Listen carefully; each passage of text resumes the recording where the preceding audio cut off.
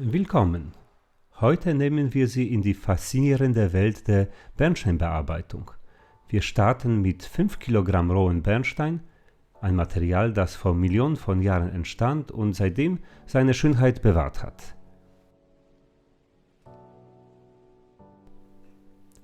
Doch wie viel bleibt übrig, nachdem wir ihn sortieren, reinigen und formen? Begleiten Sie uns, um das herauszufinden. Im ersten Schritt holen wir die Bernsteine heraus und sortieren sie.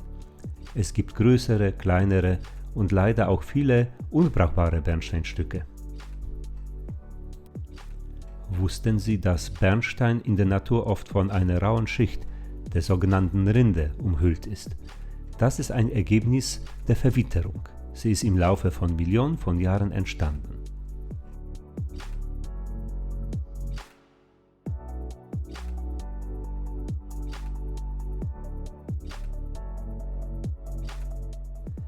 Wir fangen an, die Bernsteine zu wiegen. Und das ist jetzt der größte Bernstein davon.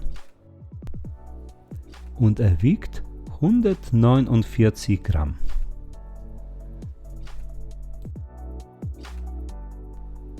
Jetzt schauen wir, welche Bernsteine Potenzial haben, ein Schmuckstück zu werden und welche dafür unbrauchbar sind.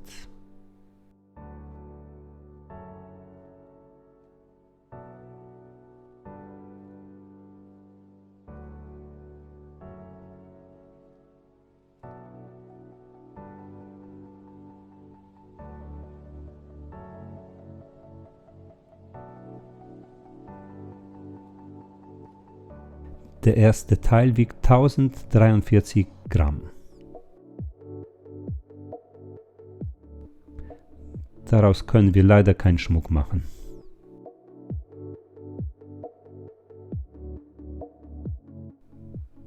Ja, aus diesen Stücken versuchen wir Schmuckstücke herzustellen. Das ist ein besonders großer Bernstein. Hier sieht man die dicke Rinde, unterschiedliche Vertiefungen. Hier war ein Ast drin. Mal schauen, was davon noch übrig bleibt, wenn wir das bearbeitet haben.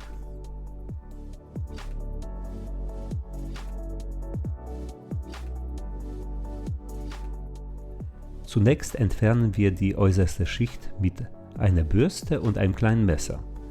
Diese Rinde entsteht, wenn Harz durch Sauerstoff aus der Luft oxidiert und über lange Zeit Wärme ausgesetzt wird. Darunter verbirgt sich der eigentliche Bernstein.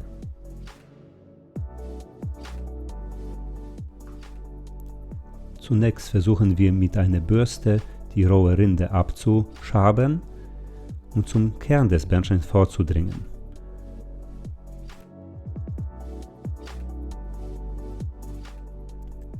Die Rinde ist ziemlich zerbrechlich.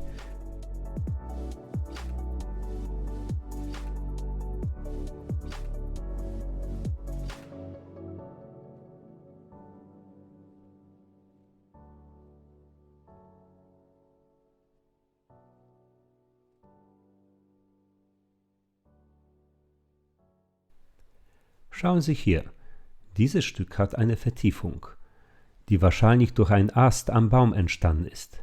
Solche Strukturen machen jeden Bernstein einzigartig. Aber nicht alle Stücke sind stabil. Tiefe Risse und Einschlüsse stellen uns vor die Frage, ob wir den Stein retten können oder ob der zu brüchig ist.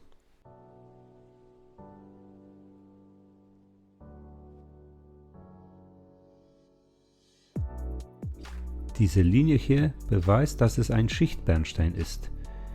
Die zwei Schichten, die aufeinander gefolgt sind. Und das ist eine Bruchstelle, da kann der Bernstein auseinanderfallen.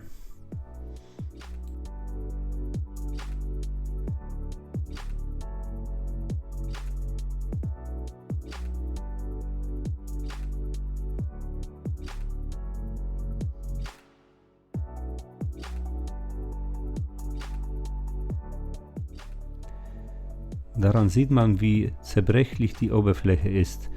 Nicht alle Bernsteine sind für Schmuckherstellung geeignet.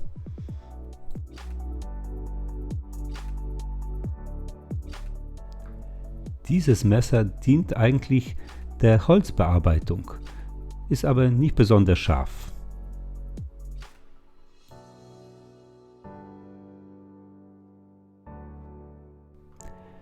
Dieses Messer ist ideal, um die Rinde zu entfernen, verletzt aber nicht den eigentlichen Bernstein, so dass man die Risse anschließend nicht unbedingt bearbeiten muss.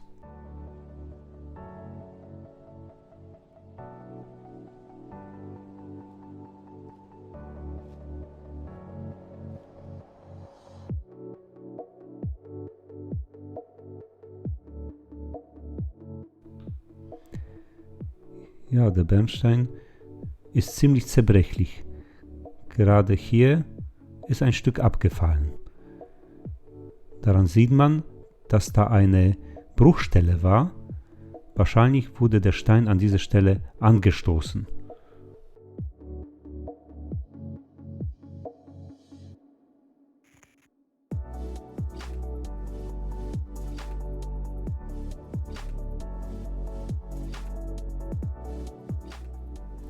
Bernstein ist ein Fenster in die Vergangenheit.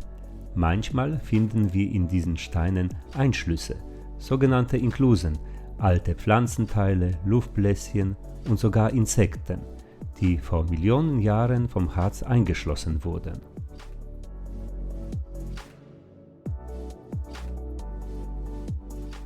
Mal schauen, was der Bernstein jetzt wiegt, nachdem wir den grob abgekratzt haben.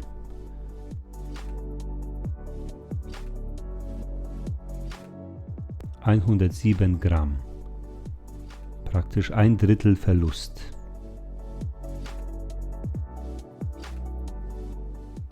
Schauen wir mal, welche Farbe er jetzt hat.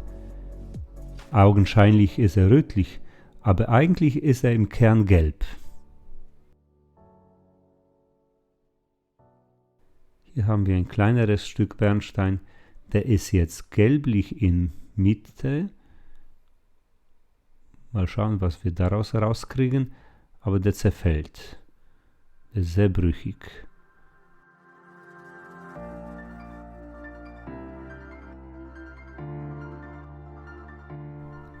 Solche kleinen Stücke verhalten sich leider alle so.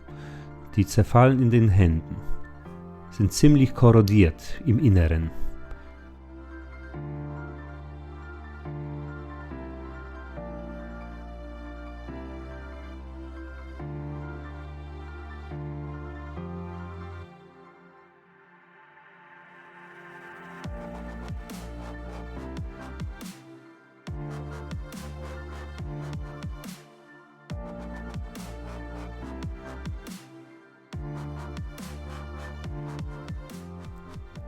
Mit Hilfe der Lampe gucken wir rein, in den Bernstein wieder im Inneren aussieht.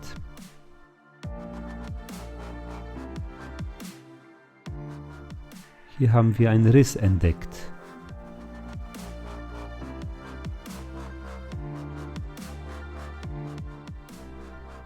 Aus solchen Bernstein kann man leider kein Schmuckstück herstellen. So, kleine Bernsteine lassen wir zuerst mal zur Seite. Die sind viel zu dünn, da bleibt kaum was davon übrig. Wir konzentrieren uns auf die größeren Stücke. Es sind sehr viele Bruchstücke entstanden. Die kann man eigentlich für nichts gebrauchen. Die tun wir zur Seite.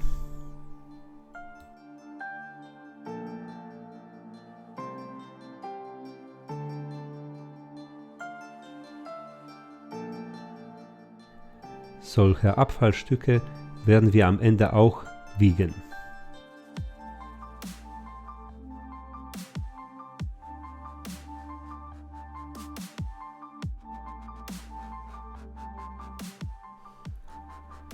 Das ist das, was nach dem Abschaben übrig geblieben ist.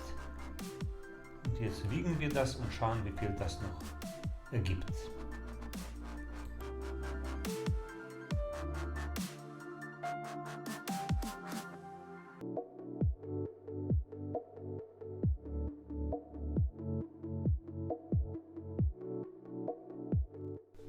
Es sind um die 640 Gramm inklusive Eimer. und ohne Eimer sind es 530 Gramm. Also um die Hälfte sind übergeblieben. Nachdem wir den Stein grob abgeschliffen haben, kann man erkennen, wo die Risse verlaufen, und an dieser Stelle muss der Stein geschnitten werden oder gebrochen werden.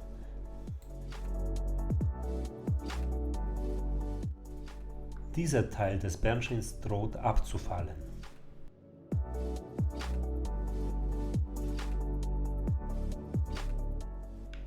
Mal schauen, ob wir das vielleicht noch irgendwie verbessern können.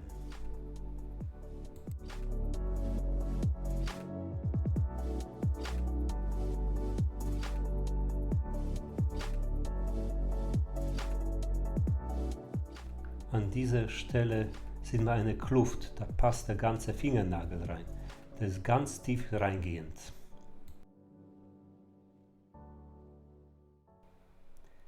Die Bemühungen, den Bernstein zu retten, haben keinen Erfolg gebracht. Das wird wohl oder übel abfallen.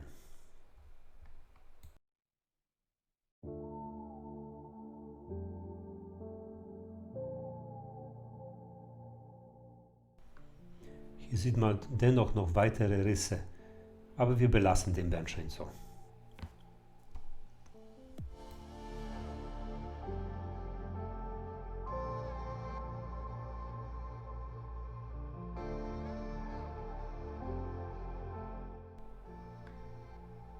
So sieht der Bernstein dann am Ende aus.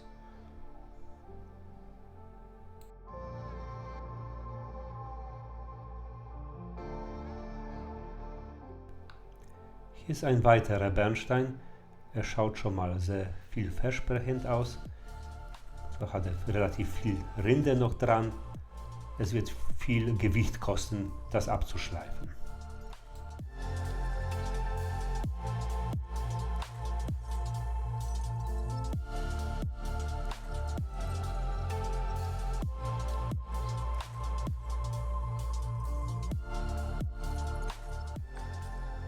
Bei Schleifen entsteht Hitze. Die Hitze könnte den Bernstein im Inneren beschädigen. Deswegen werden die Handbewegungen immer so ruckartig, stellenweise abgeschliffen, eine Pause und immer wieder dran, damit der Stein nicht allzu warm wird.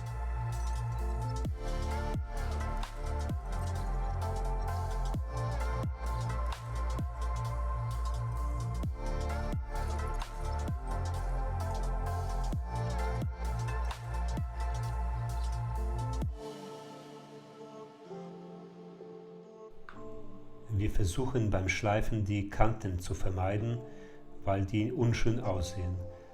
Schöner ist es, wenn der Bernstein abgerundete Formen hat.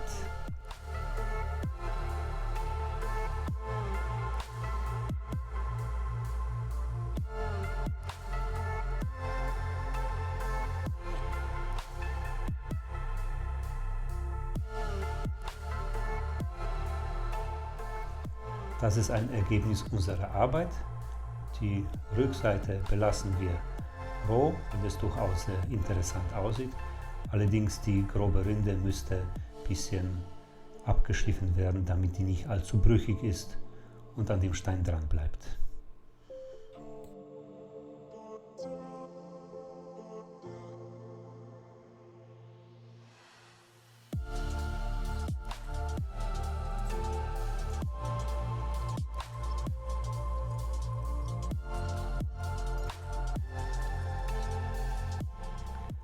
Da können wir jetzt reinschauen. Der Bernstein ist relativ klar, aber die Schönheit kommt erst nach dem Polieren heraus.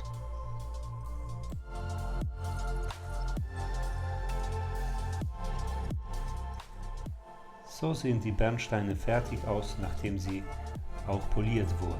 Das ist unser größter Bernstein, auch mit dieser Vertiefung von dem Astloch. Das war unsere erste Partie von 1040 Gramm.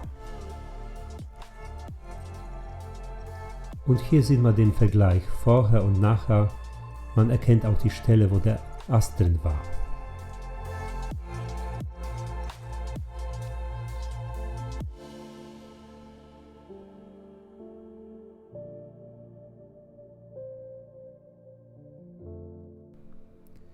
Und hier ist unser zweitgrößter Bernstein.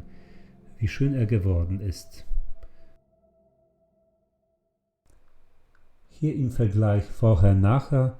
Hier sieht man die Stellen, an der der Bernstein herausgefallen ist durch die Risse, die drin enthalten waren.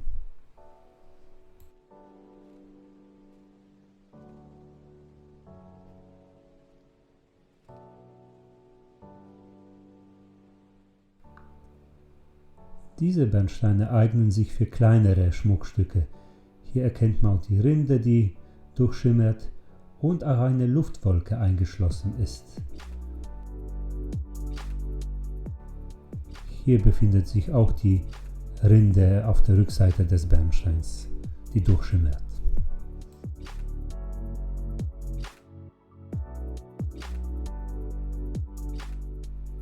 Hier haben wir ein paar milchige Bernsteine, die nennt man auch Butterscotch. Ja, die sind geeignet für schöne, kleinere Schmuckstücke.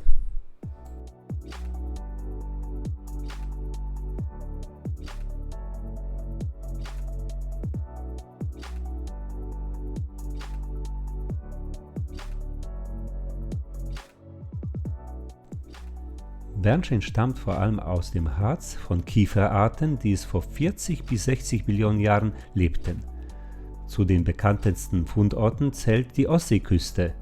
Auch in Deutschland wurden Bernsteine gefunden. In anderen Regionen der Welt gibt es sogar Bernsteine, die bis 120 Millionen Jahre alt wurden. Wir möchten die Steine jetzt wiegen. Die waren ursprünglich 1040 Gramm. Mal schauen, was jetzt noch übrig geblieben ist.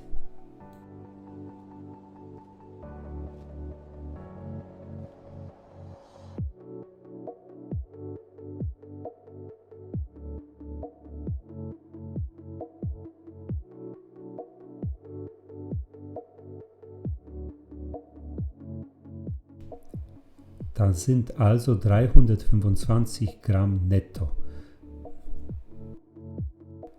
Es sind praktisch nur ein Drittel übrig geblieben von den ursprünglichen Bernsteinen. Wir kommen jetzt über zu dem Ergebnis aus 5 Kilo Bernsteinverarbeitung. Die Bernsteine sind sehr schön geworden. In unterschiedlichen Größen, Schattierungen und Formen. Es steckt aber unheimlich viel Handarbeit da drin und ist unheimlich viel Abfall entstanden.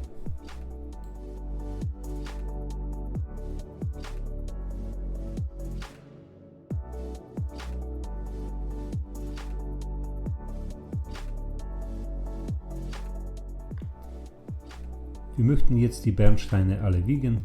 Mal schauen, was uns die Waage zeigt.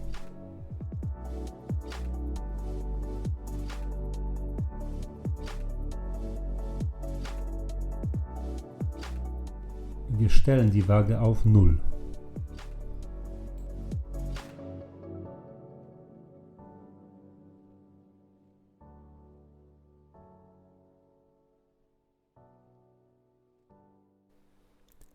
Die Bearbeitung von Bernstein ist eine Kunst, die Geduld und Respekt vor dem faszinierenden Material erfordert.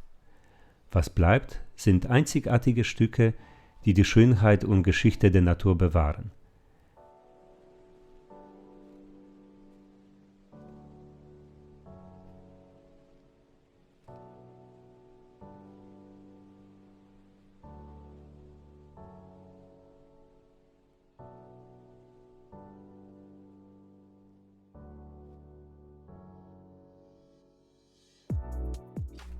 Schließlich haben wir ein Gewicht von 2205 Gramm, also viel weniger als die Hälfte.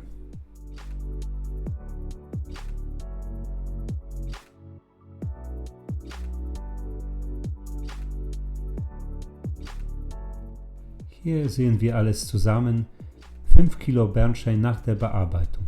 Hier sind so kleine Abbruchstücke, die kann man eigentlich schlecht für Schmuck gebrauchen.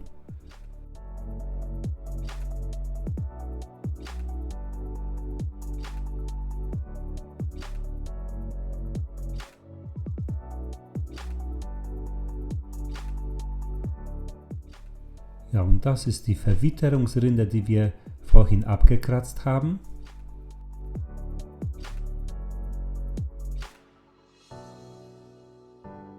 Das ist der Bernsteinstaub, der entstanden ist beim Schleifen, besteht aus Bernsteinresten, Schleifpaste, Filzscheibe. Das ist ein Ergebnis aus 5 Kilo Bernsteinverarbeitung. Man sollte sich dessen bewusst sein, wie viel Arbeit da drin steckt und wie wertvoll die fertigen Bernsteinstücke am Ende dann auch sind. Das war's für heute. Vielen Dank, dass Sie bis zum Ende dabei geblieben sind. Wenn Ihnen das Video gefallen hat, vergessen Sie bitte nicht auf Gefällt mir zu klicken und unseren Kanal zu abonnieren, um stets auf dem Laufenden zu bleiben. Hinterlassen Sie Ihre Gedanken und Argumente im Kommentarbereich unten. Jeder Kommentar hilft uns, unsere Inhalte weiter zu verbessern und uns auf das zu konzentrieren, was Sie am meisten sehen möchten. Wir laden Sie herzlich ein, unser Bernsteinmuseum in Nürnberg zu besuchen. Dort können Sie unsere Sammlung aus der nächsten Nähe betrachten und mehr über die faszinierende Welt des Bernsteins erfahren. Bis zum nächsten Mal. Auf Wiedersehen.